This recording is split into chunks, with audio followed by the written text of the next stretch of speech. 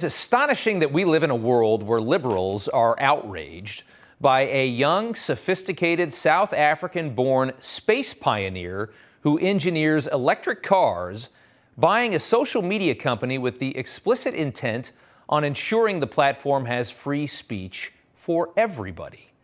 Think about how insane that is, that this situation enrages the modern American left. 10 years ago, a story like this would not only be embraced by American liberals, they'd make documentaries about it on HBO. We have officially entered the twilight zone, perhaps never to return. Tonight, Elon Musk is offering way too much money for a once incredible resource for information and conversation that has been transformed into a garbage dump of pseudo-Marxist censorship and liberal groupthink. The dream of Twitter is a very good one. As somebody who's been in the TV news business for like 17 years now, I can tell you there is no better resource for information. There is no better platform for political conversation as long as they stay out of the way. Elon Musk is more than aware how important Twitter is, and that's why he's offering such an ungodly amount of money to save it. Here he was today. My strong intuitive sense is that having a public platform that is maximally trusted and broadly inclusive is extremely important to the future of civilization. Twitter has become kind of the de facto town square, it's just really important that people have both the reality and the perception that they are able to speak freely. Obviously, he's Satan. I mean, what else can you say? I mean, he's obviously the devil, and he wants to destroy the entire world. Can you imagine being threatened by that man and what he just said? Imagine hearing that and then tweeting responses or saying responses like we've seen all over from mainstream liberals today. Here's just a couple. From Axios, the world's richest man, someone who used to be compared to Marvel's Iron Man, is increasingly behaving like a movie supervillain, commanding seemingly unlimited resources with which to finance his mischief-making. Mischief-making. Taking a forum for speech and making it free for everybody is mischief-making, according to whatever idiot wrote that at Axios. Washington Post's Max Boot, always good for a laugh, I am frightened by the impact on society and politics if Elon Musk acquires Twitter. He seems to believe that on social media anything goes. For democracy to survive, we need more content moderation, not less. For democracy to survive, we need more censorship, which is a tenet of communism and fascism. We need more of that for democracy to survive. People take guys like that seriously. A lot of people read his column. I don't know why, but they do. And that according, of course, to Max Boot, the devout employee of Jeff Bezos. Try not to laugh too hard.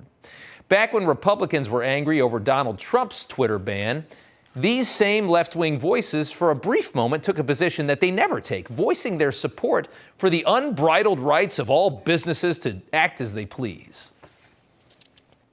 Obviously, this is a big decision for Twitter. It's a private company. Twitter is absolutely allowed to silence the president, as is any other social media platform. The president feels like he is being censored, and his freedom of speech is being taken away. But this is a private enterprise. This is about an individual trying to use a private company's service. These are not public squares. They are private companies. They are private money-making companies. How hilarious is it to watch that montage after what we heard from these same voices today? How pathetic these people are. And my, how the tables have turned. In just one day, Elon Musk has shown the entire world that today's liberals have zero interest in personal freedoms and that they loathe free speech. These people have a very disturbing idea of what the world should look like. It should be total control by people who they agree with. That's what they want. And they've made it so perfectly and painfully clear. It's horrifying. These people are horrifying. We cannot let them get control. The question now becomes, will the liberals running Twitter allow Elon Musk to buy the company? A great tweet today from a major Silicon Valley player who worked with Elon Musk at PayPal. If the game is fair, Elon will buy Twitter. If the game is rigged, there will be some reason why he won't be able to. We're about to find out how deep the corruption goes, according to David Sachs, and it is so true.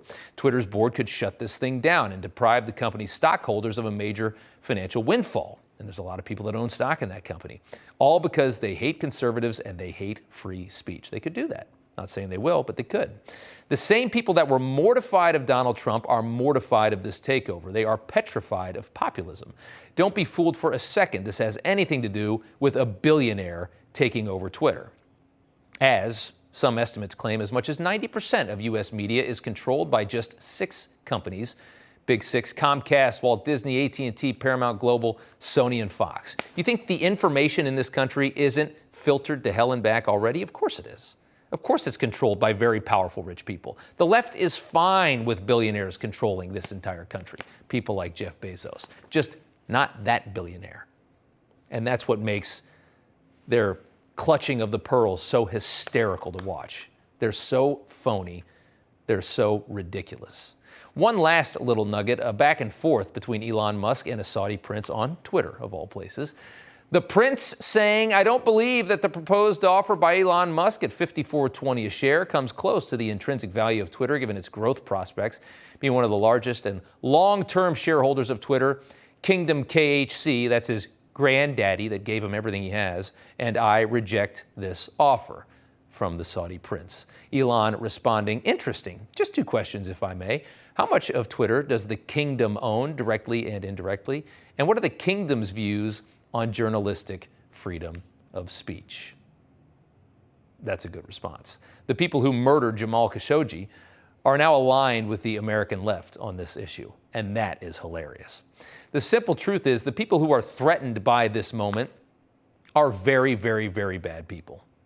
They may not think they are. Ostensibly, they may not look like they are bad people, but they are pro-censorship. They don't believe in your rights. They don't believe in your speech. They want to shut you up so that only people that they agree with can talk. That's what they want. And they want to have full control, full government control, a massive, all-powerful, very liberal government in control of this country that has nearly autonomy to push what they believe. That's what these people want. That's what they're so afraid of. That's why they're so against this. And as history has shown, the people silencing speech, of course, are never the good guys.